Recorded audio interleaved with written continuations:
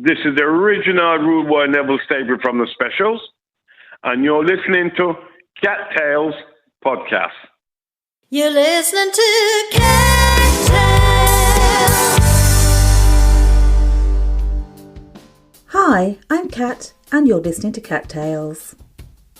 Original Rude Boy two-tone pioneer and former frontman for the Specials, Fun Boy 3 and Special Beat, Neville Staple has been at the forefront of the ska movement for over 40 years. Not only is Neville's two-tone legacy huge, but he has also been credited with bringing toasting, a forerunner of rapping, to the UK from Jamaica. He's performed, written or produced hit albums and singles, TV and film soundtracks, including the 2019 Spiderman blockbuster, not to mention receiving awards from MOJO and NME, as well as silver, gold and platinum discs. To cap it all, Neville has received a Lifetime Achievement Award from Coventry's Foxford School and been awarded an Honorary Doctorate by Arden University. This is the one with Neville Staple.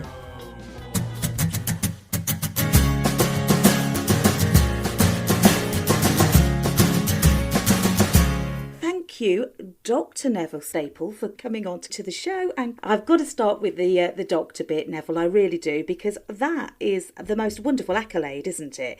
Was that an exciting thing at the time, or are you still over it? Tell me about it. Well, Kat, I didn't expect it. It was all a surprise for me. I've always heard about people getting doctorates for music, for something else. And when I got it, I thought, me? Neville from the streets getting a doctor? So basically, people used to take the joke out of me. Oh, I've got a bad leg. I've got a bad arm. But it was really nice to receive it, to be honest with you. Even with the jokes aside from the friends and stuff, it was brilliant. Oh, yeah. I mean, to be recognised at that level is absolutely astounding, isn't it? And, I have to say it's just reward, because your history and your career is packed with firsts and, well, I don't know, with success. Well, I don't know about success. It's just something that I enjoy. I wasn't that good at school, but from America, when I went to America after the Specials Fun Boy 3 finished, I was working constantly. I just couldn't stop. And because the fans or the bands over there wanted a bit of the special Neville, so I used to do music all the way from school right through. So when I got this doctorate, it was like, oh, it's all the work I've been doing. And I've been doing a lot, to be honest with you. That summarises it so perfectly. You started the conversation there by saying, oh, I can't do technology and I haven't done well at school. But you have, because in the School of Life and School of Music, you have excelled and you've been given your doctorate because of that. And I congratulate you. It's well deserved. Yeah, thanks. Yeah, thank you for that. Thanks. Looking back at those early days then, to think where you are now, you were a young guy getting into music. How did all that come about, that sort of like that draw? Was there a particular sound or a particular person who flicked that switch for you to go, that's what I want to do? When I was in Jamaica, when I was born in Jamaica, at the age of 5, when I came over here, when I used to be over there, believe it or not, 4 years old, blah, blah, blah, I still remembered like music being played there, our sound system out. Because them days we used to live, it wasn't a house; it was attached in the bush. Mm. That's where. So if we needed to hear anything about the newspaper, they used to sing about it. So I grew up listening to music, so it was always in my blood. Came to rugby, my cousin and all my family, they were into blues, playing music. So basically, I grew up with music, and it's always been in me. And I've been told from a young kid at school as well, oh, Nev, you're going to be an entertainer. Mm. Pete Waterman said the same thing. So it's built in me, music, entertainment.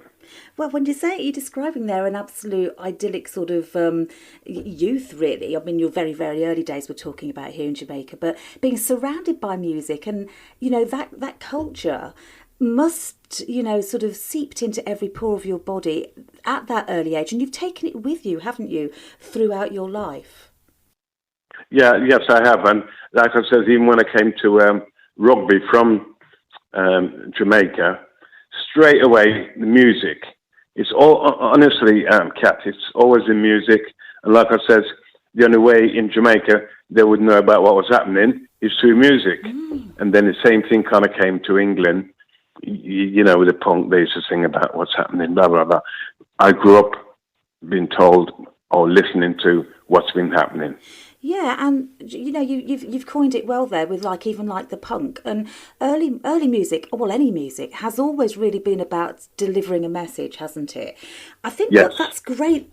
That's what I find so fascinating with, you know, your story and your music. There is so much in there in terms of what you've got to say. Did you decide to sort of like inject all those thoughts that you had as a way of getting that message out and using music as the tool? Yeah, because what's happening around you, you write about it, you see it, so you make a song about it.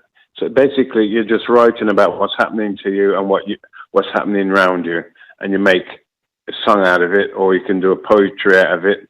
But a lot of people says, "Oh, you've been in a band to write songs to make money." It's not that. It's the love of writing songs and performing it. So it's just in me like that, Kat. Yeah, you're right there. I mean, some people do think that it's all just about getting yourself known, making music and then making lots of money. But every performer that I speak to say that it is about, it's a sort of like a need for them to perform. It sounds very much like you're the same there, Neville. Yeah. Like I'll say, coming from the street, right, and doing what I'm doing, sound system, you're doing it for the love of it. You're not doing it because, oh, I've got the sound system, I want to make some money. You just do it for the love of it. You go and buy records when you ain't got money, right? So when it's like the special started, all you could hear was, oh, yeah, you're going to make some money. But when we started, we didn't start thinking, oh, let's do this to make some money. We've done it because we wanted to say what was happening around us because it was really bad at the time.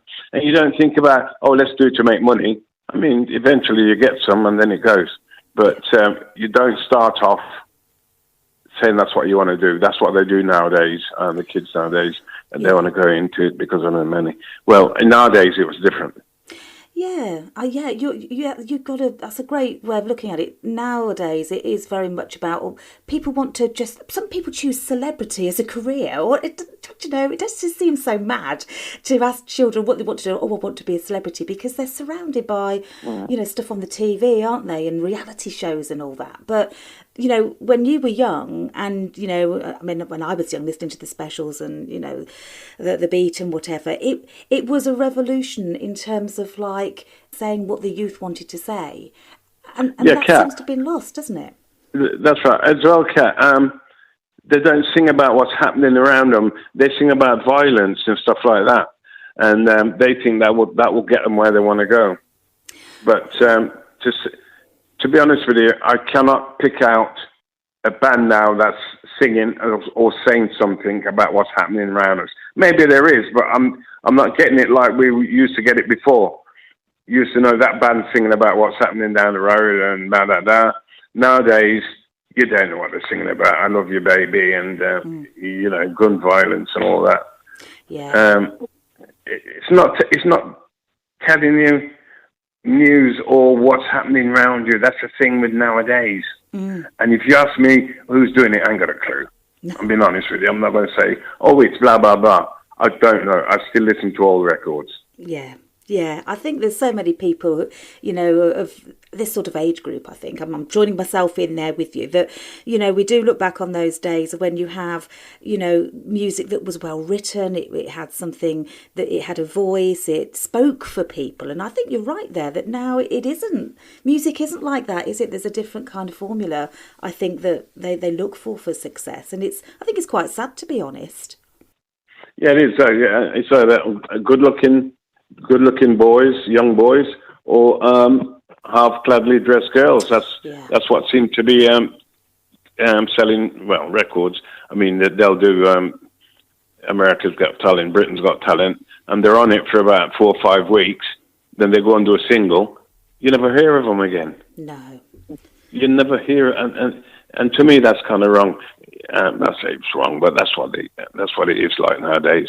They just want to be quick, make it, and then they lose it quick. Yes, yeah, because there's not necessarily any sort of talent or direction or any no passion coming from within. It's coming from the wrong place, in my view. Yeah, and what it is they've got people writing quick stuff for them. These young kids now, throwaway songs, and it just doesn't work. It might work for the younger. I'm not putting it down because the younger kids, they like that type of stuff. I'm just talking from my perspective about what's happening now. I'd rather listen to the old stuff.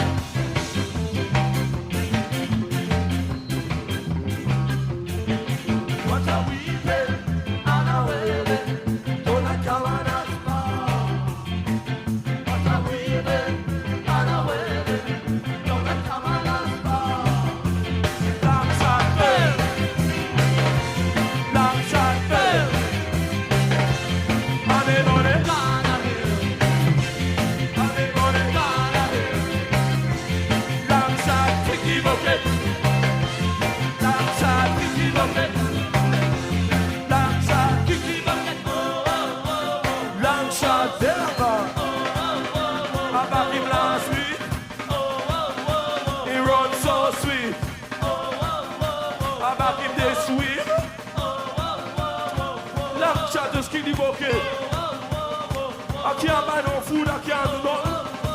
Why? Because long shot dead and gone. Long shot kick the bucket. Long shot kick the bucket. Long shot kick the bucket. Long shot kick the bucket. Long shot kick the bucket.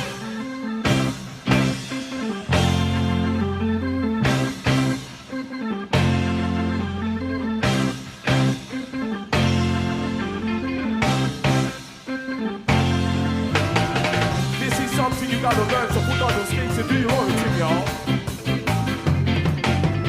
Cause right now coming down on no musical trap, we got something called the Liquidator. Special! Special! Shake it, baby, don't you ever try to really break it. I'm telling you. I think you break it, you will never ever try to make it.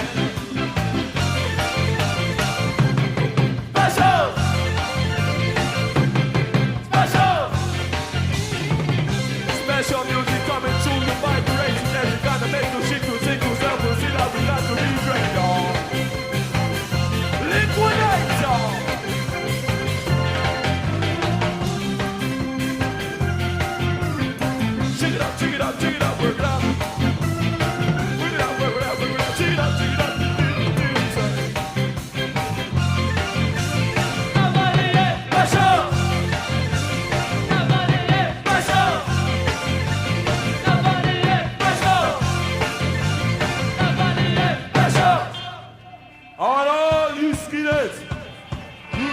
boys, rude girls, to get up on your feet. Put your braces together and your boots on your feet. And give me some of that old rude stomping. Are you ready? Are you ready? Start stomping!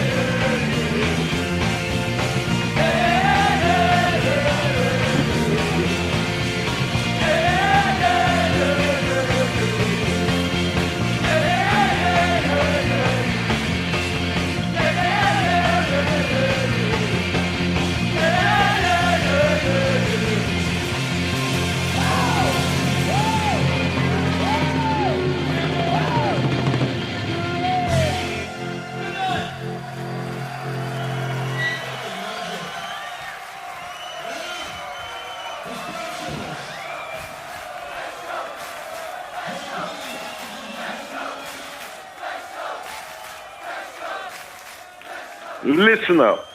This is the original Rude Boy Neville Staple from the Specials. And you're listening to CATtales podcast. Yeah, I know exactly what you mean. And I think that really is captured with your new album. Let's talk your new album, because it's so special. You're using that word special again, aren't you? But do you know what it is? It is really special, from the Specials and beyond, this album. And I've listened to it, and what actually strikes me is that it has all those brilliant, the essence of the past and where the Specials were, and even a little bit Fun Boy 3 in there as some uplifting tunes or whatever. Yeah. But you brought it up to date, haven't you? You've got some new quite a lot of new songs on there, and a nod to the old as well. Tell me what your thoughts were when you sort of put it together. Well, we were doing it, myself and Sugar and my wife, because we weren't doing nothing at all because of pandemic and stuff. So we started doing a lot of writing. Writing what was happening, what we're seeing, and to do this album. To me, it's like a great movement from the Specials to what we're doing now. It's just like we've just gone a little bit away, because that's the type of feeling of music I do. So from the Specials to beyond, it's a song. It's an album that I love. It was written by me and my wife, Sugary. I just got into it, Kat. It's because we haven't been doing anything for a while, and normally we keep recording stuff and leave it in the studio. But this album, I really like it. I really do. Is it because it's also come from a place when you weren't able to have any creative outlet, with all the lockdown and stuff? A lot of it was written then, wasn't it? You couldn't go on the road and perform, could you? So have you used it like a little channel to get that creativity out of you? Yes, it was. And to be honest with you, it was quite difficult. We had to send it, the band had to send in their music they played, and to myself and Sugary, and we were in the studio, us both, putting it together. So it was great doing all of that. And like you say about the old album in itself, it's still got a bit of that special feeling in it. And I just thought, let me just put a little bit of today in it, what we've got. So it's still got a little feeling of it, but we still wanted to capture something else, something new. On the new album. It's hard to explain. No, I get what you're saying there. It has got that nod to your history, hasn't it? But it certainly has captured the sound brought that sound up to date, and it's captured a lot of the messages of today, hasn't it, as well? And that's what I Yes. love about it. You know, I read through some of the lyrics as well, and clearly there's stuff in there about the the pandemic, and Oh, yes. you've got Black Lives Matters in there as well. I was reading between the lines with some of the lyrics on world turned Yes. upside down and stuff. They're all obviously things that have been important to you or have affected you. Like the world, that turns upside down. What is happening tomorrow? We don't know. The world is just turning upside down, and that's what that song is about. What's been happening, the pandemic, and what we're going to do tomorrow. It's just like you don't know where to turn. What's going to happen? So that song, that's about the world turning upside down. You can't do anything. You know, what you used to do, oh, let's go down the road, let's go and do a rehearsals. Everything's turned upside down. What we're going to do? So basically, that's what that's about. Yeah, and you said earlier there about writing it differently because you were recording stuff and then you had to send it to the other musicians, which must surely have been a different approach for you. You probably didn't have to do that in the past, did you? No. Everybody in the studio, like musicians, and then that's it. We play. You made a mistake, go back and do it.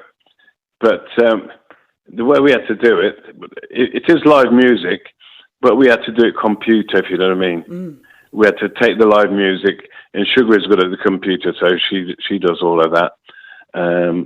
I'll go back to number 69. I ain't got a clue. I would say, you know that sound, what you played earlier on? Could you play it again? That's nice. See, that's how I do it. So nowadays, when they send it to us, Sugary, she does the computer work because she's very good at that. But like I said, we used to play everything live. Yeah. And that's the difference. That's the difference. But then I suppose, thank goodness for technology, because, it's forced you to do it differently. But without it, with the lockdown and pandemic, there would have been no other way of doing it, would there? No, there wouldn't. But the other thing as well, you see, Kat, when I'm on stage and I'm doing a song, it's with a live band, right? We don't have like an extra backing track, which a lot of live bands have now. They've got backing tracks running away. But with me, I couldn't use a backing track because if I'm watching the crowd and they're getting into it, I just carry the song on and let them sing. Yeah. Nowadays, you can't do that because it's on a computer. It's being recorded, so they're playing against a recording track. If you see my shows, that's what I like to do. Introduce the band, saying, if it weren't for me, the band, I wouldn't be doing this right now. Yeah. So I just like to play live, and a lot of bands now don't do it. If I'm moving the subject. Yeah, no, I get what you're saying there. I think with using backing tracks and stuff, you're almost, I don't know, you're clipping the wings, aren't you, of your performances? Because what you're suggesting there is actually the audience are equally as important as the band. Yes, and the thing is as well, when you're doing that as well, if you make a mistake, you can't make a mistake. A lot of bands make mistakes. The fans don't know that, but you might even get a little word wrong.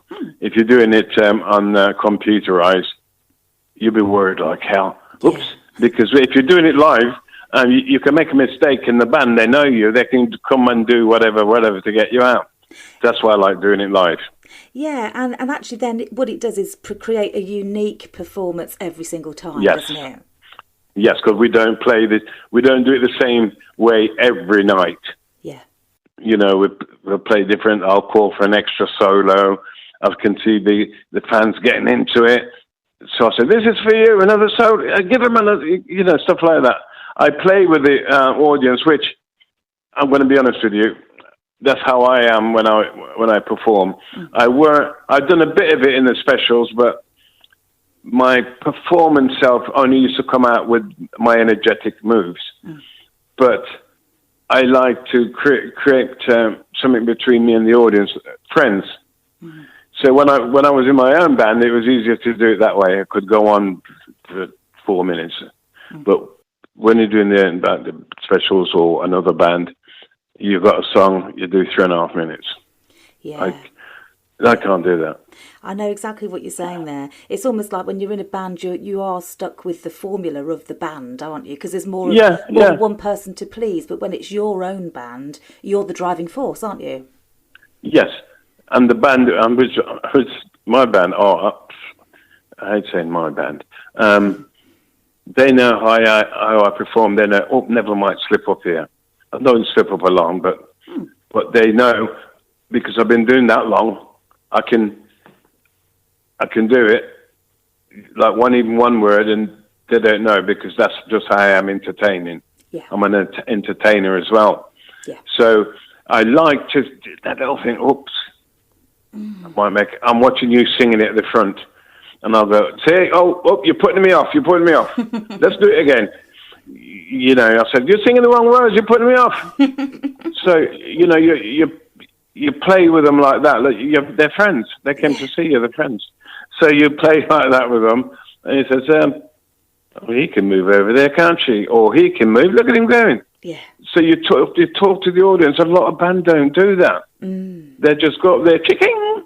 Yeah. You know what I mean? You're there. The band wants to see the fans want to see you.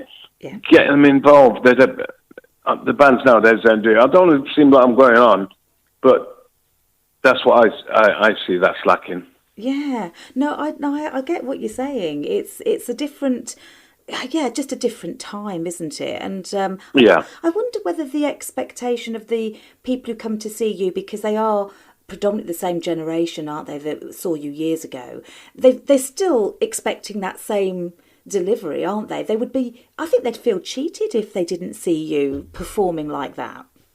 Yeah, but even now as well, you see, Kat, due to age, I'll say to them, I can't jump around like I used to. When you used to see me jumping around, you got to do it for me tonight. and then they'll bring their kids and their kids into it as well. Lovely. That's good then. So it's going down, you know what I mean? The next generation of little ska fans, isn't it? Yes. But the thing is, well, that's really bad for most of the bands now.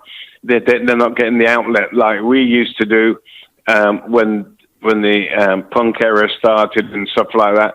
Everybody had a chance. If you was in a band, you had a chance. If you were that good, fine. If people was interested in what we were doing, fine. Yeah. That's the difference now, though. There's a lot of difference. Yeah, I think the circuit isn't there anymore, is it, like it used to be? And I don't think it was even before the pandemic hit, but now the pandemic has been, it's sort of like made it extremely hard for bands now, and they're relying on just downloads, aren't they, rather than that learning the craft, as it were.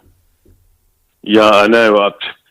Sugar is telling me, when they're doing this streaming, apparently they might sell about 20,000, whatever, and you only get about 20p or something silly. I don't understand it, but she was trying to explain it to me. So a lot of musicians are coming back now doing live shows. If you notice, some of the old boys, they're all coming back doing live. Hey, people! Don't let life pass you by. Listen up. We're going to tell you why. Listen up! Don't let life pass you by. Let's get on and have some fun. When your back is against the wall, it's time to fight, not run. There's so much you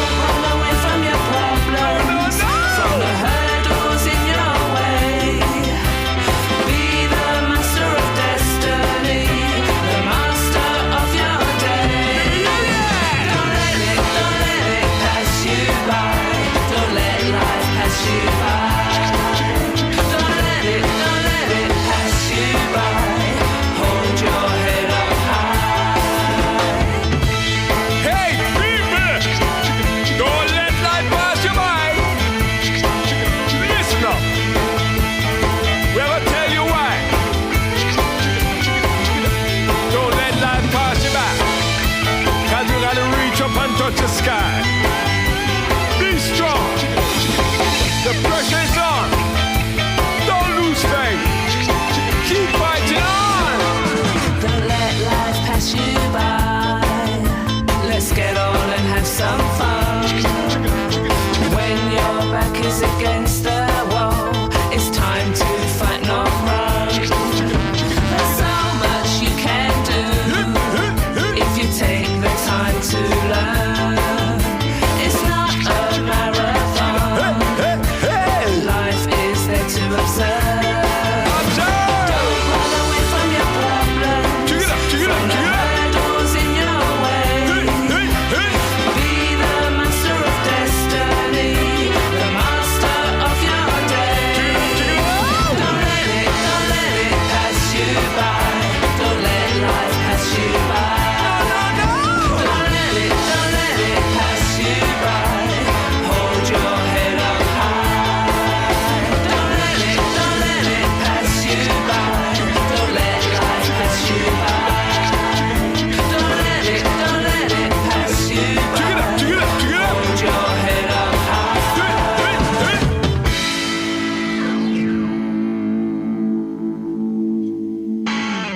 This is original Rude Boy Neville Staple from the Specials. And you're listening to CATtales podcast. Listen up. What I also love, just going back to your new album there, is that you've done that in vinyl, haven't you, as well? It looks absolutely cracking, I have to say. So you are almost like bringing back those golden old days in a way, aren't you, both with the performance and your recorded material on vinyl? Yeah, vinyl is getting a big thing now, you see. Like more DJs, they want to use vinyl instead of CDs. So all that's coming back.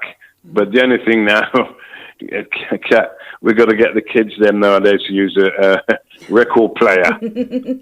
Yeah, but they don't know what it is, do they? Yeah, but most of them, they'll just get the vinyl for collection, like their mums and dads. And some of the young kids, they'll get the vinyl because they collect vinyls now. So, like I said, vinyls is getting big again. Yeah. Like most bands, they're doing a lot of vinyls now. But yeah, especially this sort of age group as well who remember vinyl the first time around and you used to sit there and it was lovely and tactile, wasn't it? And you read the cover backwards and forwards while you were listening, and it was a whole experience. I think that isn't there, is it, with downloads and even CDs, really, to an extent. Well, honestly, gosh, CDs I've had to be playing, but we've got a record player anyway. We had one a while back now. Because everywhere we went, not everywhere, but where we went, a lot of people was just using CDs. We went to Jamaica, by the coast there, that's the coast. You'd expect them to play in vinyls, old ska stuff. You mentioned ska, they ain't got a clue. No. And vinyls, they ain't got vinyls. Yeah. So it's only now vinyls is coming out and everybody wants to get vinyl, which is great. Yeah, I agree. And it's so lovely to see some of, the bands like yourselves, choosing to do that, because it does look so fabulous. And I'm sure, really, most people will probably prefer to buy it that way, of your audience, would love to buy it that way. Well, a lot of them do. Even some of them, we sign it, but we don't take the whole plastic off. We're just going to pull the plastic away and sign it, because there's a lot of limited edition. Yeah. But they've stuck it on the manufacturers who does it. Instead of putting it on the record, they put it on the front. Oh, right. So we just take it up and put it on the record. Yeah. So it still says limited edition. Yeah. So even that's, that's more personal. I think, yeah. Mm. So I've framed what do they call it? With the band on it and stuff like that. I've framed them because Sugary does some great. She does all the artwork. So most of them. Oh yeah, she does all the artwork, all the T-shirts. She manages the band. Because I've been ill a few times, you know that? No, why? What's been happening then? Tell me about it. I had a really bad car crash, but that's going back a bit. Oh, wow. That's going back a bit. Oh, yeah, really, really bad. And then I got, the same night, they took me to the police station. I had a fit over the wheel when I was driving. Oh, my. Yeah, so it really wrote the car off. But I was lucky. So they took me down to the police station, right? They didn't let me see a doctor. Really, really, really bad crash. Never let me see a doctor. Oh, he must be drunk. He must be on drugs. That's what they're thinking. So they bring me straight down to the cells, right? I had another fit while I was in there. Oh, my God. I knew I did because I could feel it in the morning. Yeah. So Sugary came down and said I should have asked for a solicitor, but I just had an accident. Yeah. So that was one. Oh, my goodness. And then, and because of that one, when I was with the specials on tour, the lights flickering, that was a bit wobbly. But I out of all of that, I got through all of that. Oh, wow. But I've had a few car crashes, to be honest with you. God. So is it like an epilepsy you've got then, Neville? I did. It was a little bit, yes. Oh, my word. So you have to be a bit careful then with the lights when you're performing on stage, I suppose. Oh, yeah. We tell them. Yeah. No, flicker. Yes. No, they all know. So that's why I said it's fine. Yeah. Once you can tell them, it's fine. But even with the specials, we try to tell them. Sugary tried to say, well, Neville, blah, blah, blah, is on doctor's tablets. But like everybody else, they took it the wrong way. Oh, no. So that's why I left. That's why I left the specials. Oh, no. Oh, dear. Yeah. You know, the reunion, that's why after about 4 years. Oh. I mean, I didn't want to leave because the fans were really getting into it. But because they were taking it the wrong way. And so, to save all the hassle, I just left. Oh, what a shame. But yeah, that's all right. That's where all this accident and make me want to determine to do more, which I was like that anyway. But now it's made me more determined because they'll say, "Oh, Nev, how come I saw you today? You're walking with a stick, but look at you on stage." I said, "Well, that's my life." Yeah. So I really enjoy it. If you come to the shows, then you'll see that you'll get a good show. You wouldn't think I've been in a few major car crash, but no. God. No. I've been fine. The cat with 9 lives, aren't you there? That's good. Good grief. You've got to be so careful, haven't you? I know. I'm been a very, very lucky guy. Yeah. Career, life, experience. I've been very lucky. I cannot complain about anything. Well, that's lovely to hear you say. I mean, if you're looking back on all these lovely things that happened and, where you are, is there one thing that stands out to say, that's been a highlight, or perhaps the highlight's yet to come, Nev, I don't know, but is there something that you think that was great? Yeah, I wouldn't change it. I wouldn't go, I wish I'd done that. I wish I'd done that. That's how it was meant to be for me. So that was my path. So it's pointless me saying now, I wish I'd done that. I wish it's too late, Nev. So I don't say that. Yeah. My life, what I've had, it's been brilliant with the ups and downs. It's been brilliant. I cannot complain. There's people having it worse than me. So my life has been brilliant. I haven't complained. I've met my mum, which I grew up not knowing her. Oh, and really? because oh, my goodness. No, yeah. So you went back to Jamaica and found her, did you? How did that, tell me. I need to know this now. You've got my mind going. Right. This is what happened, right? Because I started in the special, I could afford it then to go to Jamaica. Uh-huh. I left Jamaica at 5. I hadn't seen my mum till I think I was 22 when I went back to Jamaica with the specials. I drove in the town. I can still remember how it was when I was young. We drove into the town. I got out this robot, they call it. So I'm walking down the road. I walk past this woman. She walks past me. And I'm walking to go up to what I remember as just bush, yeah? I went there and I said, Neville, they're saying, no, Neville. So I said, what is Mum about? No, she's gone into town to look for you. So when she came back up to the house, well, say house.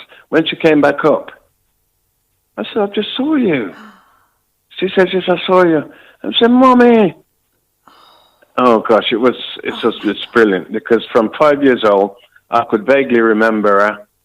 I remember where we used to live, in this hut. Our newspaper, our wallpaper was newspaper, and you could hear the rats running in between it.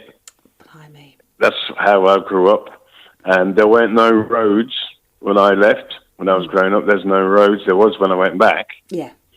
And all the wild animals, they'd gone. Yeah. Because they started building roads and cars and lights.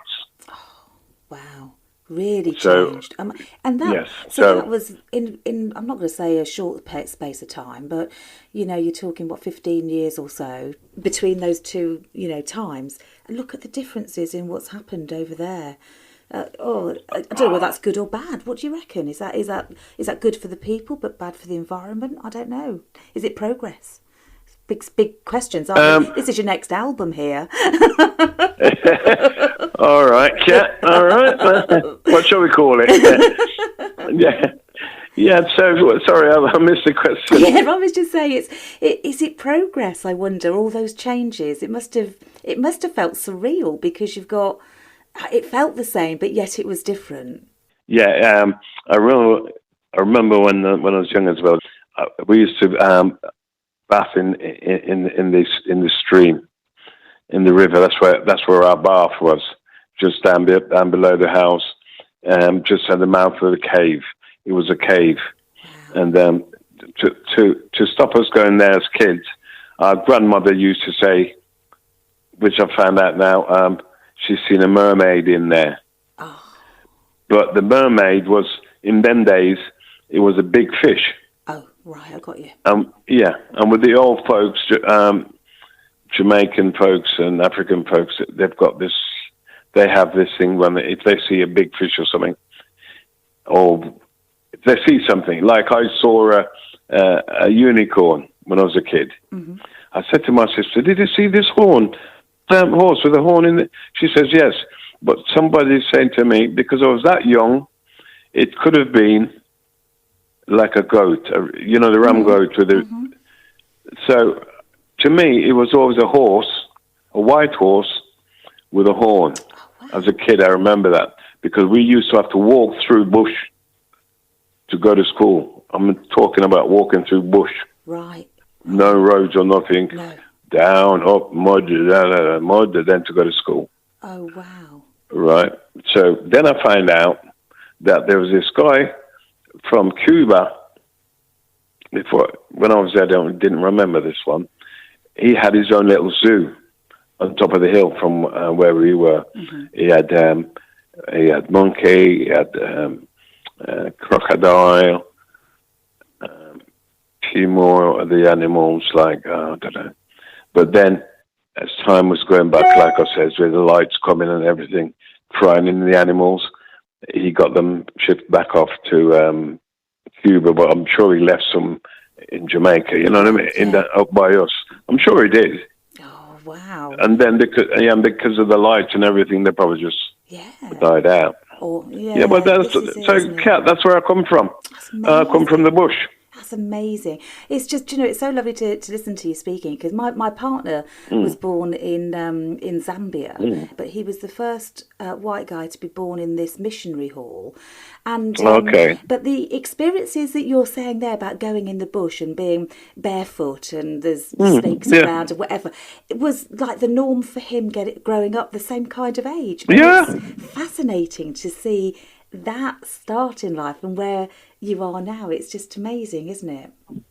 Yeah, I bet he would have told you what it was like growing up there, which a lot of people don't realise what it's like growing up in Africa, Zambia, or any country that's like a third worldly. But like he must have seen what it was like barefoot, blah blah blah blah blah blah. Yeah. And then he comes to England and it's something completely different. Yeah, he did. He came over when he was about 6, same sort of age as you, and he said he didn't even have shoes. And wearing shoes for the first time, he didn't want to wear them, and he got to the airport and he wanted to go to the toilet and he saw this plant in a pot. And so he went over to the plant rather than the toilet because that's what he was used to doing, I can well believe that. I've been honest with you. Even coming over here on the plane, I was told, my brother says, I didn't like to eat the apple. I didn't like to put not clothes, but really dress up. No, I used to like dressing up because if I was getting dressed up, it's like we're leaving country to go to Kingston. Right. And that's how that tricked us to come to a plane. Yeah. We all got dressed up and we thought, we're going to the town. Yes. Yeah, right, on BOAC. Oh dear! It's incredible, isn't it? And so going back, you just said about when you passed your mum, and you felt something, did you, when you passed her, but you didn't know it was her at the time in the street? I kind of looked at this woman. I looked at a few oldish women I was walking past, just in my head, think, oh, I wonder if Mum looks like that. Oh, that type of. But I only realised 4 or 5 women. One of them I looked at was her. Oh, it's incredible, isn't it? Amazing. Yeah, so when I was seeing her quite often after that, I brought her over to England. She didn't like England. No, completely different, yeah. Yeah, so she came over and she wanted to go back because she wasn't, she was older, so she was used to Jamaican lives in here. Yeah. You coming over at 5, you can adapt, can't you? And then suddenly this becomes your world, doesn't it? Why did you actually come over then, Neville? Why did you end up coming to England? Because my dad wanted us to have a better life. Yeah. He came over on the Windrush, right? Yeah. On the boat. And he was here working. And I guess he wanted his kids to have a better life. He saw that we could go to England, and I was, God, I'm glad for him for doing that. So basically, I think, it's for us to come from Jamaica to have a better life. He came over here, and he was working, and knew that we could survive, blah, blah, blah. Or somebody must have told him, you can bring your kids over. Yeah. But he sent for us anyway. Yeah. We came over with a chaperone, a lady who was some family. Amazing. What an amazing story. It's, and it's just lovely to hear it firsthand of that experience of you coming all that distance. And it must have been such a frightening experience as well as bewildering. Yeah, but when I got here, I loved it. Did you? I used to be at school, right? And there was this white girl who used to sit in front of me. She had blonde hair. I kept on playing with the bloody hair. And the teacher used to say, Staple. I'm not used to that like that. Yeah. So I used to look and goes, what? That's Jamaican. What? What? And stop playing with the hair. But to me, I've never seen blonde hair. Yes, of course. I've never seen blonde hair. So I've left Jamaica, 5 years old, 5.5 maybe. This white girl sitting in front of me, nice blonde hair. Yeah. I'm a stupid guy here, so I'm playing with the hair. You know what I mean? Yeah. Never stop playing with the hair. It must have been like, so fascinating though, wasn't it? And that's what you do. You explore with your hands, don't you? Especially at that age. I just need to know what this is. And the other thing, Kat, the first time I felt snow, I saw this white thing right on the floor, fluffy, when I went out in the morning. Oh, this looks nice. Puts my hands in it. Jeez. Chilblains, cold. And listen to what stupid done. Went back in the house because we had a coal fire. Put my hands in front of it to warm it up. Got chilblains. Oh, no. So I'm thinking to myself, I've come to this country. Oh, no, my dad bring me over here, and this is happening to me. As a kid, I was thinking as a kid, Oh, bless you. So snow was like, whoa. Yeah. It's incredible, isn't it, when you first see snow? I can't remember the first time I saw it, obviously, because I was probably too young to remember that. But it's actually quite nice to think that you can remember that first. I can remember that, incredible awe of looking at this in bewilderment of what's going on. Yeah. Oh my word. That's good. That's good. It's good. This one's for all the bouncers. Big monkey man.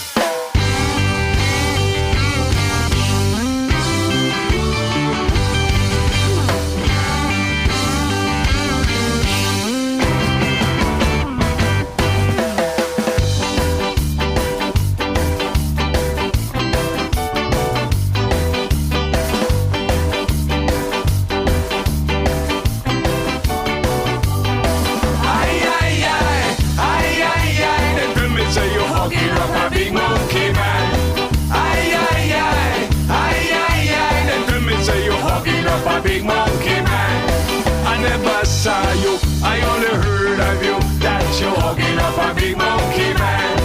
I never saw you, I only heard of you, that you're hugging up a big monkey man.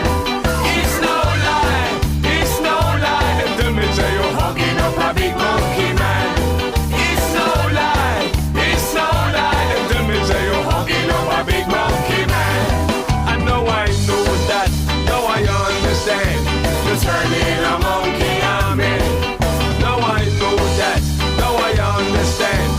Turning a monkey on me. Let me tell you, hugging up a big monkey man. Let me tell you, hugging up a big monkey man.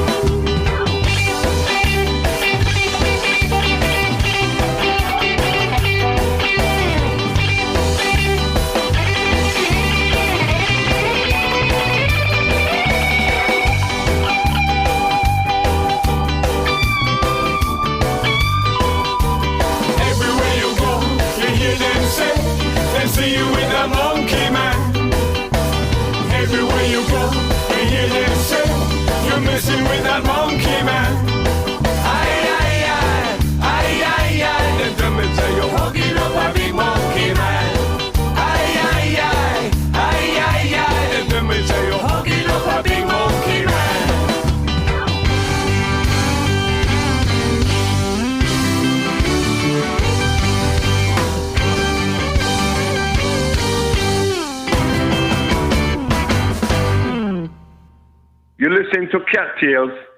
Oh, and do you feel now that England's your home, is that you've been here the most of your life now? But do you still feel that pull to Jamaica? Not really. If I do go, I don't go back down to the into the country where I was born. I rather just stay out by the coast. I mean, I know a lot of people from the coast.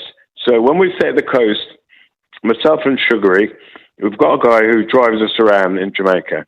He'll take us to Kingston.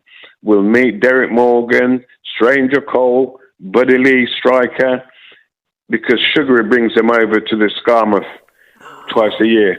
Great. Right? So she brings all the old Jamaican star, English bands. She mixes them up. It's at Skarmouth. Yes. I keep saying Yarmouth. Yeah, Yarmouth, yes. And she called it Skarmouth. That's her thing. She put on twice a year. So Brilliant. Most of these legends, which I grew up thinking, whoa, they're saying to Sugary, their wife, when she's bringing them over, yeah, man, I'd like to meet the rude boy. Yeah, man. The rude boy doing good, man.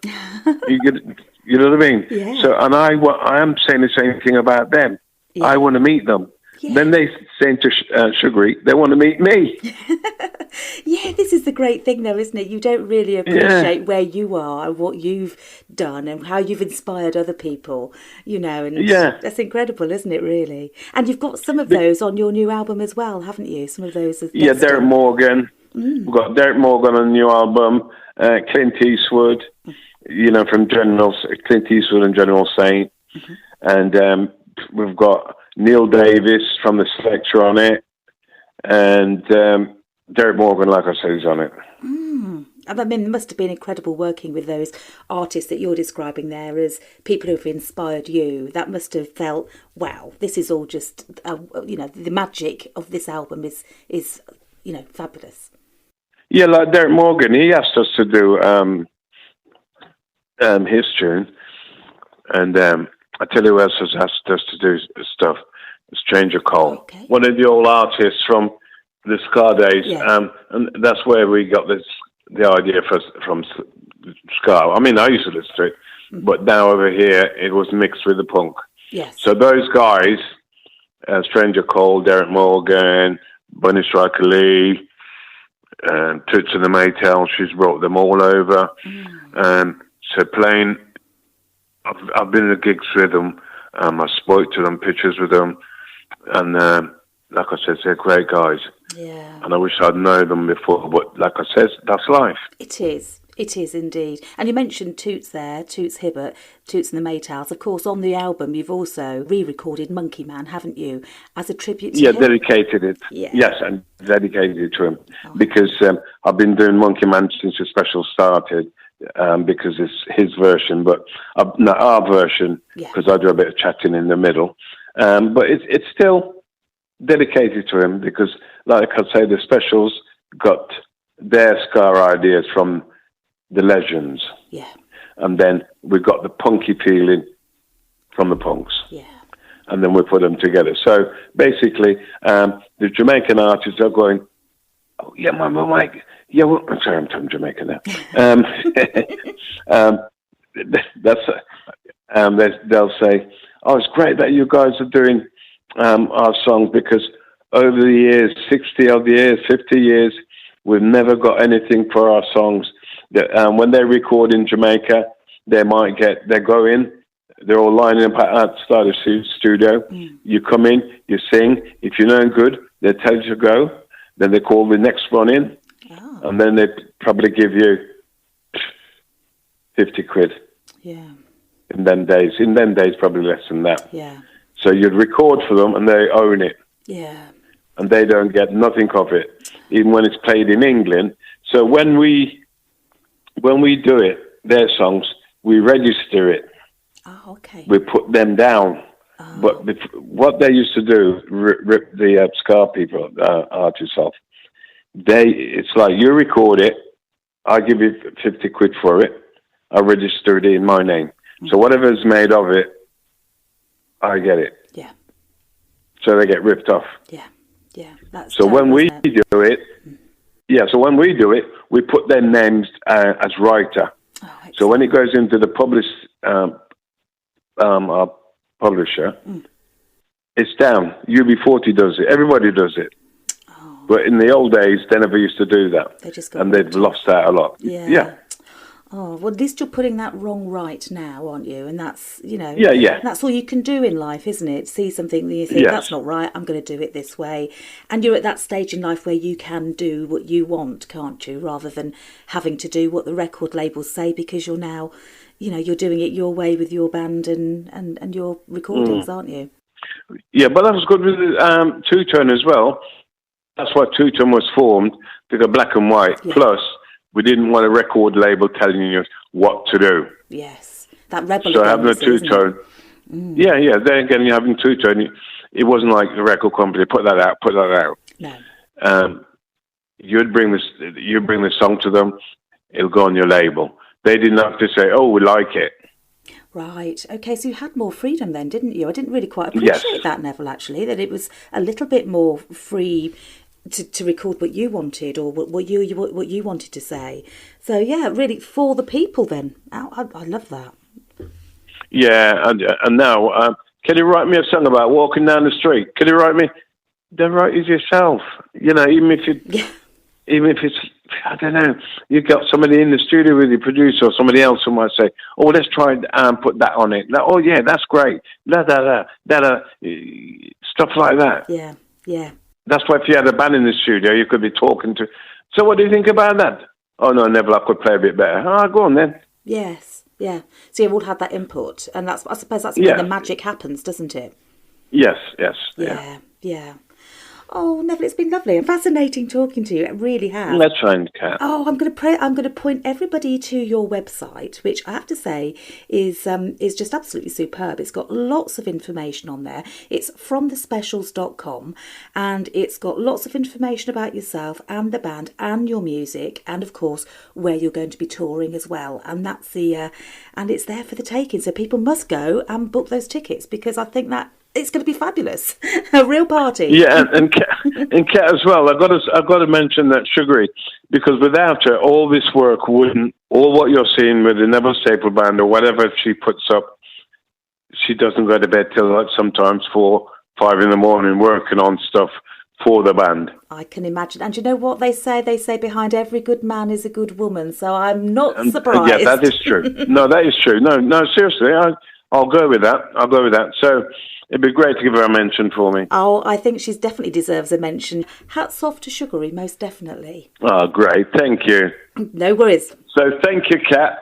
And I'm going to be listening to CATtales on podcast.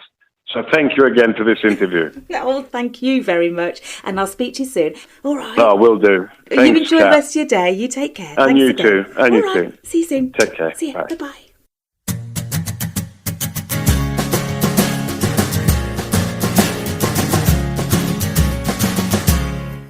Thank you for listening to CATtales with me, Kat, and my guest today, Dr. Neville Staple.